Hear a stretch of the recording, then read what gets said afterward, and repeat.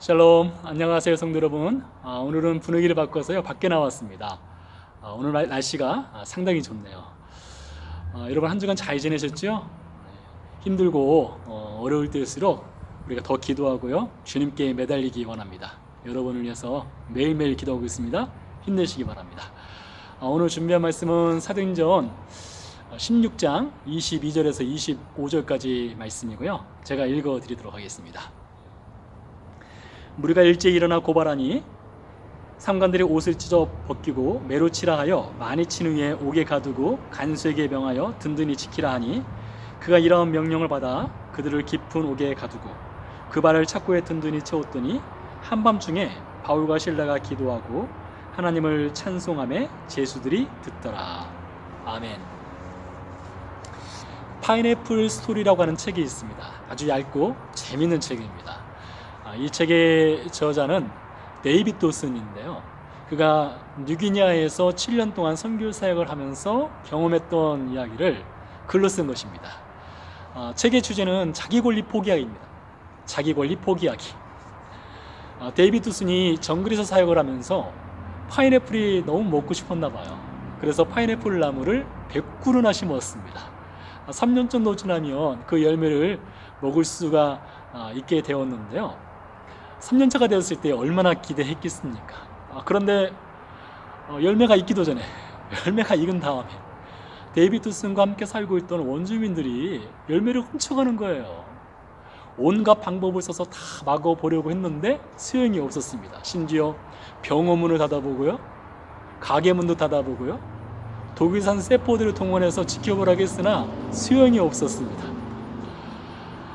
결국에 데이빗 도슨은 이 파인애플에 대한 자기 소유권, 자기 권리를 포기하게 됩니다.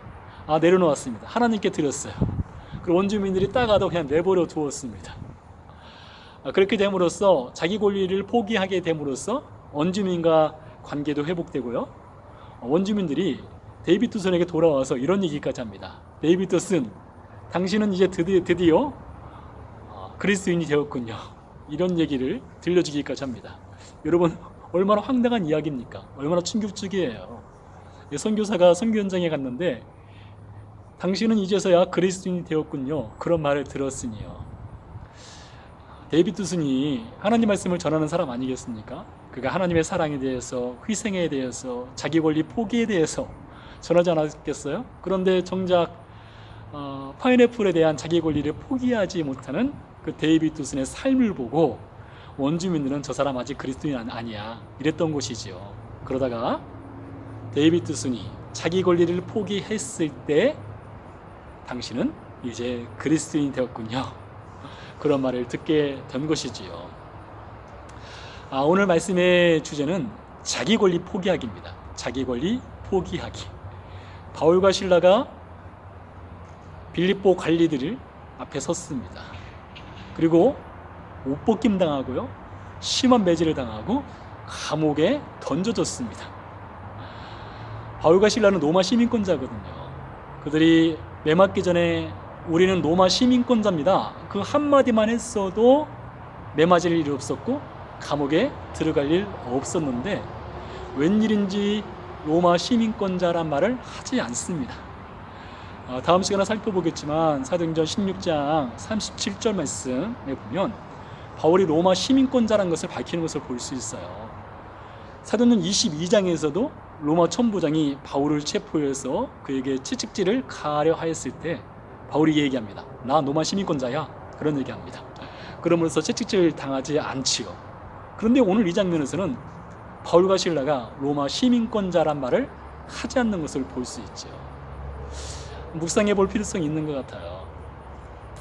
자, 우리가 그동안 사도행전 16장을 묵상하면서 바울이 자기 생각 대신에 하나님의 생각으로, 자기 계획 대신에 하나님의 계획대로 몸으로 뛰는 것보다 기도하는 일에 우선순위를 두고 사역을 한 것을 보아왔습니다. 우리가 숙고해왔죠.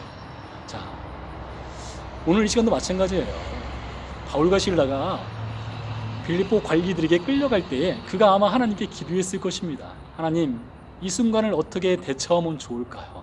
그때 하나님께서 바울과 실라에게, 바울아, 실라야, 이번에는 로마 시민권자라는 거 밝히지 마라. 그냥 매 맞아라. 그리고 감옥에 들어가라. 나에게 다 계획이 있단다. 그런 말 했을 것 같습니다. 그래서 바울과 실라가 매 맞음에도 불구하고 감옥에 던져짐에도 불구하고 로마 시민권자란 말을 하지 않게 되죠. 바울과 실라가 한밤중에 기도하고 찬양했습니다. 하나님 우리 건져주세요. 그 기도했을까요? 그러지 않았을 거예요. 하나님 우리가 감옥 안에 들어와서 있는데 이 가운데 하나님이 우리를 향하신 뜻이 무엇입니까? 라를 묻는 기도와 감사의 찬양을 그들이 했을 것 같습니다. 순종했으니 감사할 수밖에 없죠. 자, 이것을 통해서요 참 우리 자기 권리 포기하는 것 우리가 배워야 될 것 같습니다. 자기 권리 포기하는 것이요.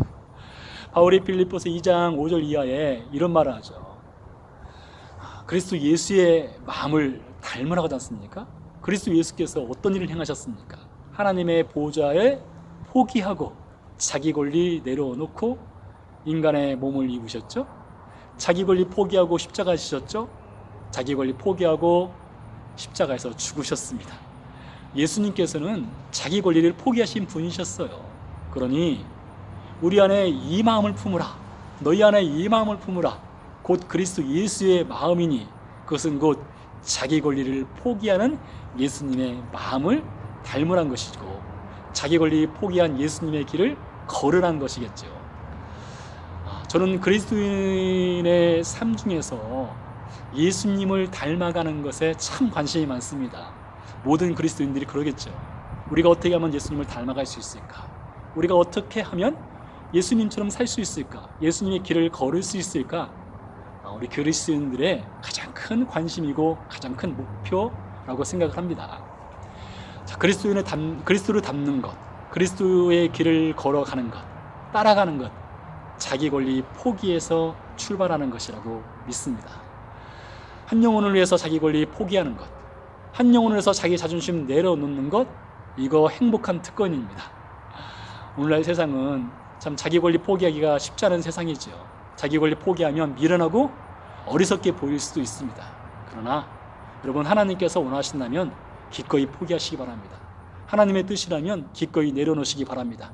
내 자존심이 죽어서 내 권리가 내려져서 한 영혼을 살릴 수 있다면 기꺼이 그 행복한 특권을 누리는 우리 모든 새소망교회 그리스도인들이 되기를 간절히 소망합니다.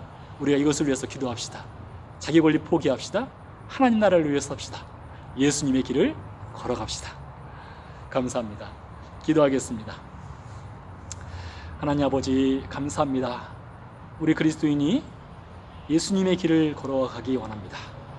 예수님께서 자기 권리 포기한 것처럼 우리가 한 영혼을 위해서라면, 하나님의 교회를 위해서라면, 한 영혼이 실족하지 않기를 위해서라면 자기 권리 포기하게 하시고, 하나님의 뜻이라면 내 자존심 내려놓고 내 권리 내려놓음으로써 하나님의 뜻에 순종할 수 있는 우리 모든 새소망교회 그리스도인들이 될 수 있도록 축복해 주시옵소서. 감사드리며 예수 그리스도 이름으로 기도드렸습니다. 아멘. 여러분 감사합니다. 자기 권리 포기하는 행복한 특권 누리시기 바랍니다.